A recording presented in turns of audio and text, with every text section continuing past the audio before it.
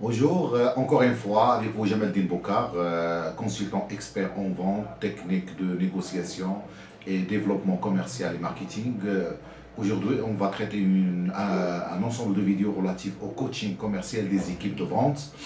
Donc, c'est un métier qui est nouveau, qui est relatif à l'accompagnement d'une équipe de vente vers la performance et la réalisation des objectifs.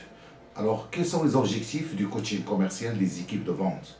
Premièrement, nous ambitionnons d'augmenter la performance commerciale de l'équipe commerciale, c'est-à-dire, c'est une équipe, peut-être parmi les membres de l'équipe, on peut trouver des blocages liés à la non-atteinte des objectifs et on travaille sur des éléments qui sont relatifs soit au développement des compétences techniques ou au développement des compétences mentales et psychologiques que nous allons le voir dans les vidéos qui vont venir par la suite.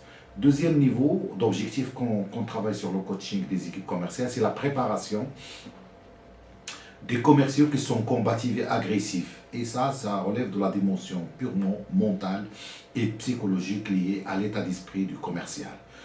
Troisième objectif que nous traitons au niveau du coaching des équipes commerciales, c'est faire progresser les commerciaux vers plus de chiffre d'affaires, ce qui est la finalité de l'équipe commerciale et l'équipe dirigeante de l'entreprise, puisque l'équipe commerciale, c'est le dynamo qui fait bouger toute l'entreprise. Sans vente, il n'y aura pas de bénéfice. Et à ce niveau-là que nous soulignons notre mission, notre métier d'accompagner une équipe commerciale à fort potentiel. Quatrième niveau que nous travaillons, c'est on essaie de diminuer les forces de résistance au changement. On sait que lorsque un commercial est face à ses défis, à ses objectifs, face à des clients qui sont difficiles, face au stress, face à des objectifs qui sont imposés par les prévisions de l'entreprise, prévisions commerciales de la direction de le commercial de l'entreprise, le commercial se trouve, ou le vendeur se trouve face à des forces de résistance au changement. Et ce sont des éléments de résistance que nous traitons chez le commercial, à savoir le traitement de la peur, le traitement du changement, le traitement de dépassement du plafond mental, des limites, le traitement des limites limitantes du commercial et je passe. Ça, ce sont ce qui fait le fond de notre métier en termes d'accompagnement commercial.